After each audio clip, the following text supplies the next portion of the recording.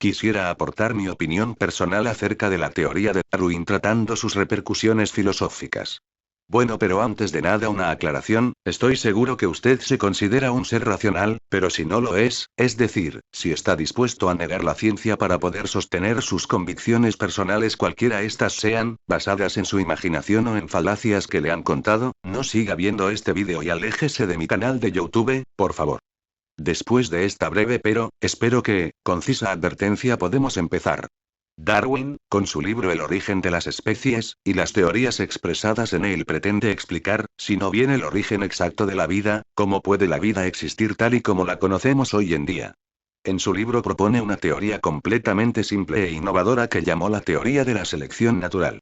Esta teoría se basa en sus observaciones personales y en los intercambios de opiniones con otro científico llamado Wallace. Darwin, basándose en lo que ocurría en el mundo real con los agricultores y en los criaderos de animales, postuló que, del mismo modo que en los criaderos se podía cruzar mediante la selección artificial a los animales mejores según el criterio deseado, en la naturaleza podía estar pasando algo parecido. Es decir, si a alguien le interesa tener una variedad de caballos para las carreras, entonces lo que necesita criar son caballos rápidos. Está demostrado que se pueden cruzar entre ellos solo los caballos más veloces para obtener así una variedad, después de varias generaciones, una variante de caballos bastante más rápidos, y por tanto mejores según nuestros criterios, que la que teníamos al principio. Y así él pensó que mediante la selección natural, en la naturaleza podía estar pasando algo parecido. Darwin tenía razón en esto. En la naturaleza sobreviven los mejor adaptados y estos son los que procrean. Es decir, si tenemos una especie bien adaptada y 99 especies peores que esta, las 99 se extinguirán y solo sobrevivirá la mejor dejándole así el terreno libre para que procree esta. Así que de un individuo bueno y 99 malos obtenemos 100 buenos individuos. Esta es la teoría de la selección natural, una teoría que, en mi opinión, explica perfectamente cómo la naturaleza posee en gran cantidad solamente organismos vivos útiles y casi ningún organismo inútil o peor en su campo que los anteriores de mayor número.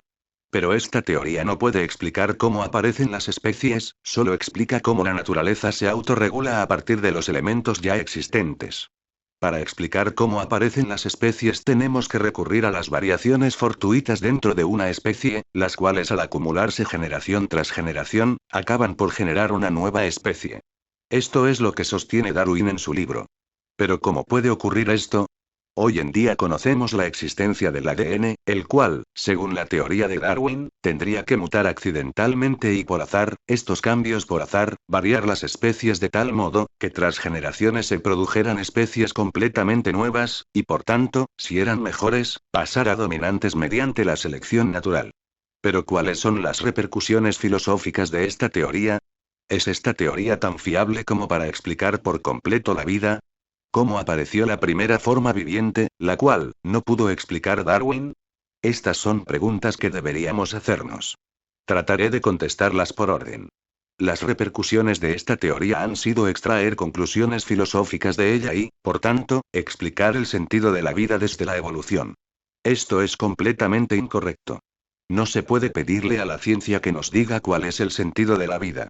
La ciencia trata de descubrir cómo funciona la realidad y hacer predicciones partiendo de sus descubrimientos, las cuales, según el grado de perfección que tenga la ciencia en un determinado campo, podrán cumplirse en mayor o menor grado. Es decir, la ciencia trata de descubrir cómo funcionan los planetas y sus respectivas órbitas y así poder hacer predicciones, como por ejemplo, cuándo será el próximo eclipse. Si las ecuaciones que la ciencia ha desarrollado para expresar la realidad son correctas, la predicción se cumplirá. Pero no podemos desarrollar ecuaciones para explicar el sentido de la vida.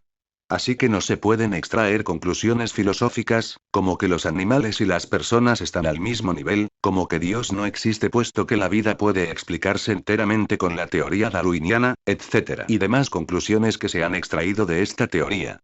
Las teorías filosóficas debe hacerlas la filosofía y no la ciencia. ¿Por qué digo esto? ¿La evolución significa que todos los animales están al mismo nivel? Pues no. Los humanos estamos a un nivel más alto que cualquier otro animal puesto que somos seres racionales. Aunque la ciencia nos diga que todos evolucionamos de un mismo organismo primitivo, como veremos posteriormente, esto no significa nada de por sí, requiere de interpretación filosófica siempre y cuando se la queramos dar. No significa nada, es decir, no tiene por qué tener interpretación filosófica el hecho de que las piedras y nosotros estemos compuestos por el mismo tipo de partículas elementales, y que nosotros hayamos evolucionado de formas más primitivas. De estos hechos no se deduce que estamos a la par con los animales y las piedras y que Dios no exista, puesto que la teoría de Darwin explica, supuestamente, enteramente la vida.